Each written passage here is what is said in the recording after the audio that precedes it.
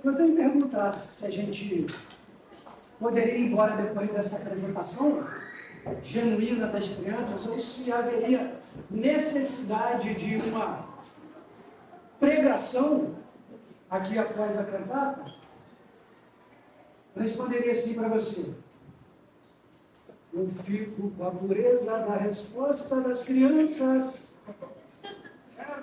É a vida, é bonita e é bonita. Porque a pureza na mensagem das crianças é diferente da nossa. Tanto é que Jesus, ele pede que sejamos iguais às crianças.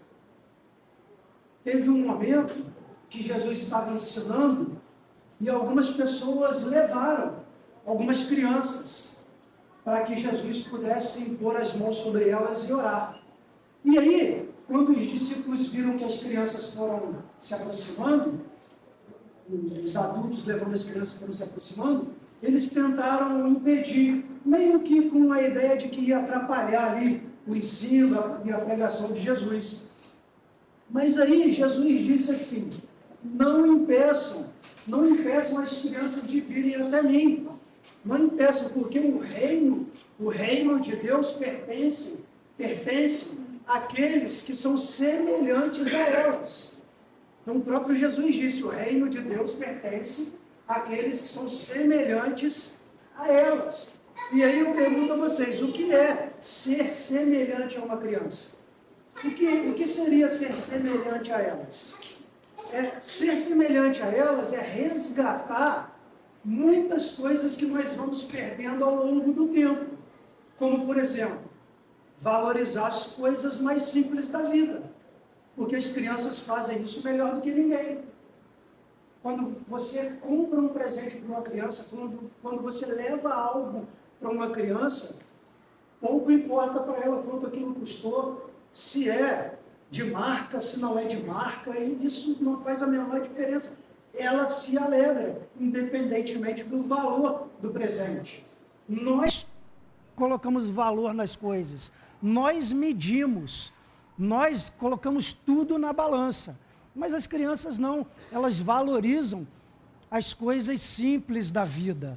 Quando uma criança está andando na rua e vê um filhote de passarinho que caiu do ninho, morto no chão, o coração da criança fica partido. Tem criança que até chora com isso. Para nós, isso é só parte do processo da seleção natural. E a gente olha aquilo com frieza. Percebe que o coração da criança é diferente? Sabe qual outra característica que eu observo nas crianças e que essa é uma das mais difíceis da gente resgatar? É a facilidade em perdoar. Percebeu? Teve um dia que eu trabalhei, fui escalado para ficar ali na salinha, para trabalhar na salinha, e assim, no meio da aulinha rolou um boxe entre as crianças. Assim, briga, e eu no meio, segurando uma criança aqui, a outra ali, pedindo a Deus para me ajudar, e elas querendo se atracar mesmo, de dar soco uma na outra e tal. Gente, terminou a aula, estavam as duas brincando. As duas estavam brincando, trocou a briga por brincadeira. Não ficou nada no coração, não ficou mágoa nenhuma, né? Então, a gente precisa resgatar essas características que fazem parte de uma criança, porque Jesus falou: o reino pertence àqueles que são semelhantes a elas, a essas crianças, né?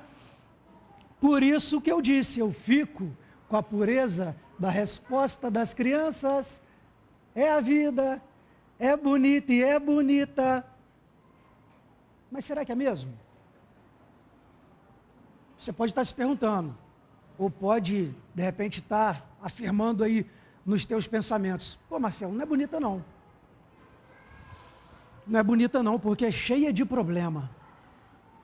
Porque na música fica tudo fácil, né? Cantar. É a vida, é bonita e é bonita.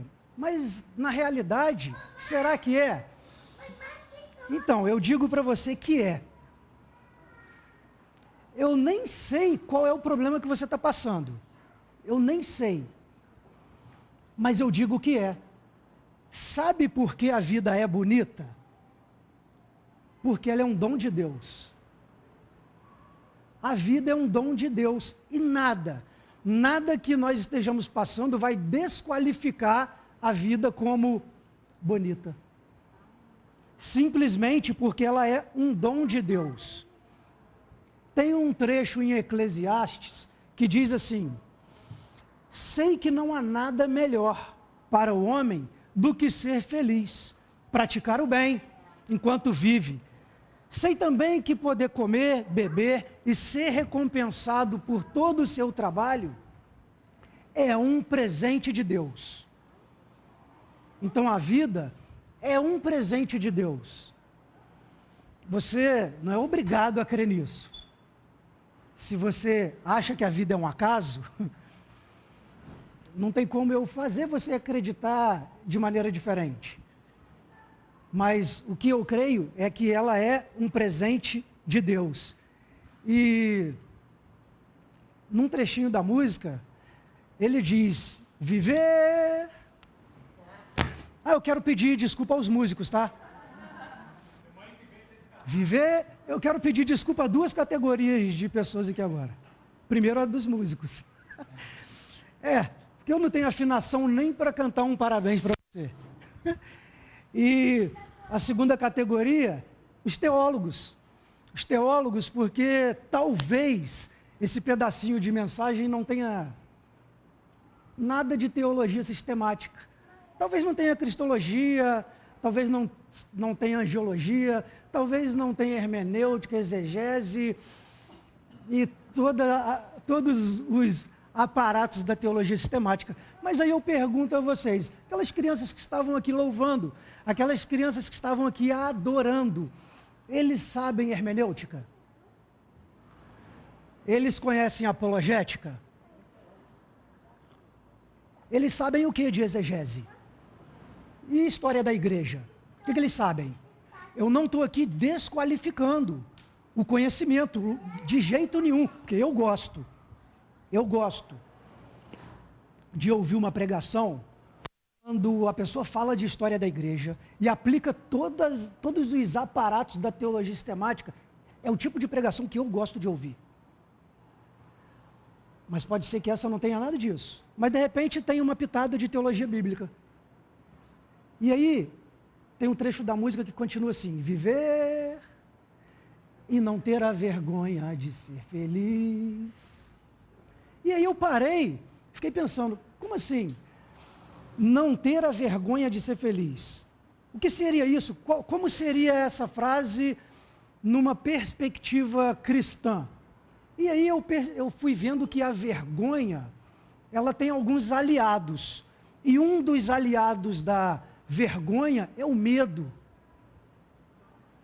Então poderia ser viver e não ter medo de ser feliz. E aí eu me lembrei daquele episódio onde Adão e Eva descobriram que estavam nus. E aí Deus chamou e o que eles fizeram? Se esconderam. Eles se esconderam. Imagina, se esconder de Deus. E aí Deus pergunta: eu estou chamando, por que vocês não aparecem? Por que vocês não respondem? E eles: não, a gente ficou com vergonha. A gente ficou com vergonha porque a gente está nu. E aí, o medo é um aliado da vergonha. E medo é fé ao contrário. Medo é fé ao contrário.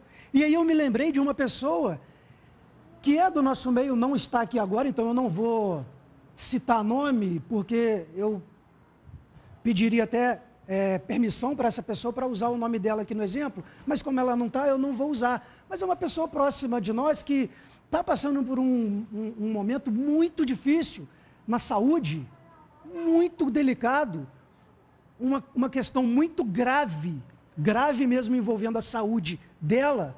E aí, eu olho para essa pessoa e na maioria das vezes que eu olho para ela está rindo.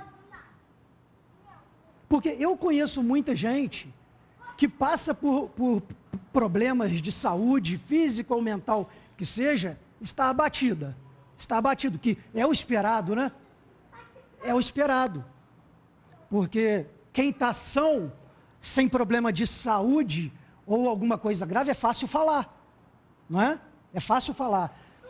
Mas eu conheço pouca gente que passa por uma situação tão delicada, que é o caso dessa pessoa que eu estou usando aqui como exemplo, e irradia felicidade. É claro que tem dias que essa pessoa chora, claro. Tem dias que essa pessoa questiona Deus. Tem. Mas a maior parte do tempo eu vejo essa pessoa rindo, feliz e alegre. Viver e não ter a vergonha de ser feliz. Ela não tem vergonha de ser feliz. Cantar e cantar e cantar. E aí, quando chegou nesse trecho, cantar e cantar e cantar, a música exerce um certo poder. O que as crianças fizeram aqui foi o quê? Louvar. Elas cantaram. E eu percebi que enquanto elas estavam ali cantando, os olhos da maioria das pessoas aqui estavam brilhando. Todo mundo com sorriso. Todo mundo com os olhos brilhando. Por quê? Porque era música. Era louvor. A música também exerce esse poder. E na hora do café, eu estava até conversando com a aluna, que eu estava lendo sobre isso e descobri que a musicoterapia, não é? A musicoterapia é uma graduação de universidade. Olha que interessante. Eu não sabia. A musicoterapia é uma graduação de universidade. Então só pode aplicar música em terapia quem é formado em faculdade de musicoterapia. E aí eles misturam na grade curricular a teoria e prática de música com temas da psicologia. O que isso quer dizer? Que a música também pode te tratar. A música pode te ajudar. Num dia que você esteja para baixo, num dia que você esteja ruim, naquele dia que você não encontra respostas. Essa música que eles cantaram aqui, Essência de Deus, vocês prestaram atenção na letra dessa música? Cara, é profundidade absurda. A profundidade da letra dessa música. Será que se você estiver num dia ruim, num dia abaixo, num dia triste, de angústia, será que se você colocar essa música, ou que seja outra música que você goste, será que pode te ajudar em algum momento? Eu acredito que sim. Tá? Eu creio que sim. Tá? E aí, viver. Quando a gente se depara com esse verbo, viver, às vezes é tão corriqueiro a gente conjugar o verbo viver, que a gente às vezes deixa de perceber a profundidade que ele tem. Porque viver é diferente de existir. O verbo viver está perdendo significado para muita gente. Muita gente ao nosso redor, muita gente no mundo está perdendo o significado de viver, passando somente a existir. Pessoas vivem, objetos existem. O que existe é objeto. Você, eu, nós precisamos viver. E aí, o próprio Cristo, ele disse numa ocasião que no mundo nós teríamos problemas, aflições, angústias. E ele reforça no final o seguinte: tenham bom ânimo. Por quê? Porque eu venci o mundo. É interessante esse pedacinho quando ele fala que venci, porque o plano ainda não tinha se consumado, né? E ele fala venci, ou seja, já fiz. Então, a gente percebe que o plano, ele faz parte da eternidade. Ele não estava inserido só na história, ele é da eternidade. E aí Jesus diz, eu venci o mundo. E por mais que vocês tenham esses dias para baixo, esses dias ruins, esses dias melancólicos e angustiantes, tenham bom ânimo. Tenham bom ânimo, por quê? Porque eu venci o mundo. E aí, cantar e cantar e cantar pode te ajudar nesse momento. A beleza de ser um eterno aprendiz. Aí quando eu chego nesse pedaço, eu percebo que muitos dos nossos tropeços, muitas das nossas quedas, é por achar que sabemos demais. Por achar que sabemos tudo. E aí é onde a gente começa a tropeçar. Na verdade, a fonte de todo o conhecimento é Deus. Deus é a fonte de todo o conhecimento e Jesus mesmo disse: tomem sobre vós o meu jugo.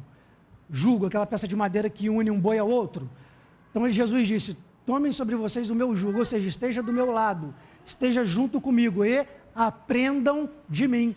Aprendam de mim que sou manso e humilde de coração. E vocês encontrarão o quê? Descanso para as suas almas. E aí, no trecho dessa música, quando diz a beleza de ser um eterno aprendiz, a gente percebe que a beleza é de fato ser um eterno aprendiz.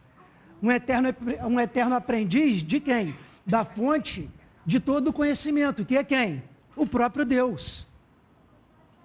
Quando nos colocamos na posição de aprendiz, nos aproximamos mais de Deus. Nos colocamos na posição de discípulos, porque a palavra discípulo vem do latim discípulos, que significa aluno, significa seguidor, aquele que aprende de alguém. Então esse é o discípulo. Então se você se coloca na posição de alguém que está sempre aprendendo, significa, da fonte do conhecimento que é Deus, significa que você entendeu qual é essa beleza de ser um eterno aprendiz. E aí a música continua assim: eu sei que a vida devia ser bem melhor e será. O será não é uma pergunta, é uma afirmação. Ele afirma: eu sei que a vida... Vocês vão chegar em casa e vão colocar essa música para escutar, já até sei. Não.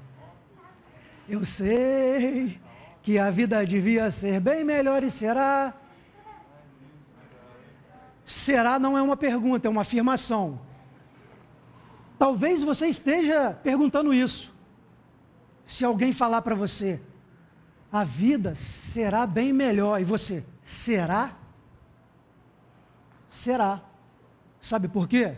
Porque o apóstolo João, quando estava preso numa ilha chamada Patmos, era uma ilha onde eram presos os refugiados políticos, os que se cometiam crimes políticos, aqueles que tinham que ficar longe da sociedade, representavam um perigo para a sociedade. E aí João estava preso e eu não consegui imaginar quais eram as condições daquela prisão, mas certamente eram horríveis. E ali naquela prisão, João sozinho, já nos seus últimos dias, e já tinham ido todos os outros. Pedro, Paulo, todos já tinham ido. E aí num momento, Deus leva João até um lugar para ele ver o que viria de acontecer. E ele escreve, Apocalipse 21 e 22, é difícil você ler Apocalipse capítulo 21 todo, e 22 todo, e não chorar. Quando João descreve a cidade santa, a Nova Jerusalém, e diante daquele sofrimento todo que ele estava passando, quando ele descreve a Nova Jerusalém, não dá para segurar as lágrimas, é de chorar. E você vê aquilo e aquilo renova a tua esperança. Então, será bem melhor. Porque nós já temos a resposta, nós já sabemos como será, né? E aí, você pode estar pensando assim, pô Marcelo, mas aí é outra vida, né? Aí é quando a gente, né? Morrer, aí é depois. Tá, mas não é continuação?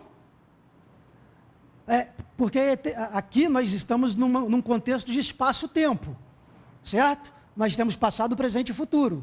E a eternidade? Quando começa? Quando começa a eternidade? É assim que a gente morre? Ou já começou? Eternidade teve um início? Não, nem teve início. Consegue entender isso? Eternidade é eternidade. E aí, o apóstolo Paulo diz o seguinte: se esperamos em Cristo só nesta vida, se a gente espera em Cristo só nesta vida, somos os mais miseráveis de todos os homens. O que eu estou dizendo aqui é que você pode sim, e eu acho que você deve sim, esperar algo melhor para agora também.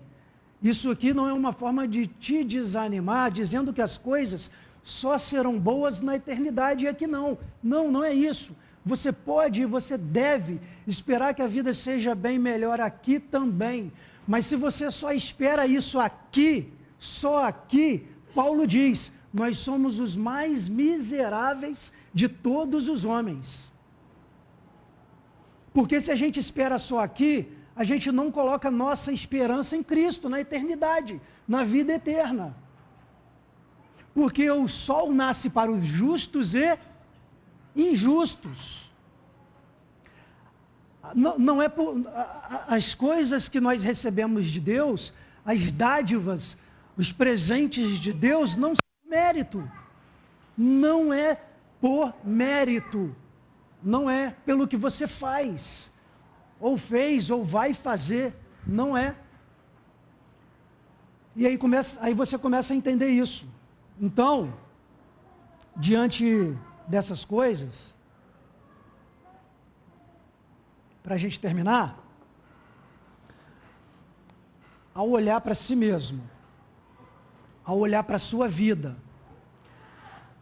ao analisar como está a sua vida, as circunstâncias que te cercam, se estiver muito ruim, muito difícil, muito desanimador para você, a última coisa que você deve dizer, tá?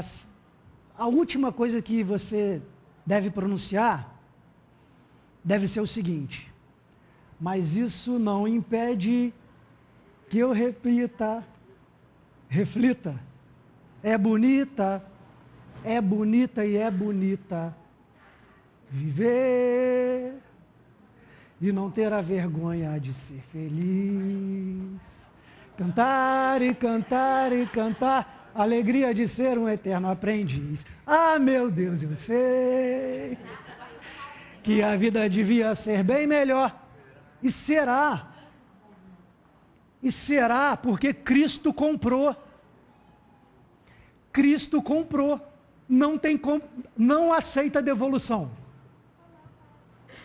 Não aceita devolução. Cristo pagou com a sua vida, com sangue derramado, sendo cuspido na cara, sendo espetado, sendo apedrejado. Ele pagou e nos deu. E diante disso, não tem como a gente dizer que a vida que é o dom de Deus não é bonita e é bonita. Amém? Vamos orar? Que o domingo de vocês seja abençoado. Se você pudesse colocar de pé para a gente orar.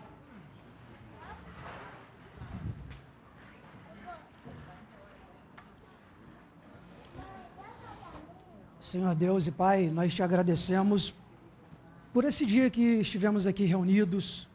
Obrigado pela condução do Teu Espírito Santo em todos os momentos que nós estivemos aqui. Muito obrigado, Pai, pela vida da Thaís, da Johanna, que conduzem essas crianças aqui na igreja. Que o Senhor continue abençoando, Pai, dando forças, cada vez mais criatividade, vontade, porque isso elas já têm e expressam, mas que o Senhor continue mantendo isso nelas. Abençoe, Pai, essas crianças, cada criança que se apresentou aqui, aquelas que não puderam vir também, abençoe todas as crianças, Pai, para que elas cresçam saudáveis, que elas cresçam com saúde, sabedoria e graça. Proteja, Pai, as nossas crianças de todo mal, as famílias, Pai, os pais. Abençoe, Senhor, os pais, as mães, e que essas crianças frutifiquem, deem frutos, para alegrar cada vez mais os seus pais e principalmente a Deus, Pai. Que o Senhor faça com que a gente entenda que a vida é bonita sim, diante de todos os problemas, de todas as circunstâncias contrárias, mas que a vida é bonita sim, porque é um dom de Deus, é um presente que o Senhor nos deu. Então te peço, Pai, que o Senhor nos ajude, nos dê forças para suportar, para caminhar nos dias ruins, Pai. Que o Senhor nos ajude, que tenhamos um restante de semana alegre, abençoado, que aqueles que estão ainda dormindo possam ver Cristo em nós, nos ensine, nos ajude a amar aquele que a gente tem preconceito mesmo, porque nós somos preconceituosos, Pai. Nós somos preconceituosos. É mais fácil amar alguns do que outros, nós somos assim. Então nos ajude, amoleça o nosso coração, Pai. Prepara o nosso coração para que aquele que esteja dormindo veja Cristo em nós. Que tenhamos uma semana abençoada pelo Senhor. Em nome de Jesus. Amém.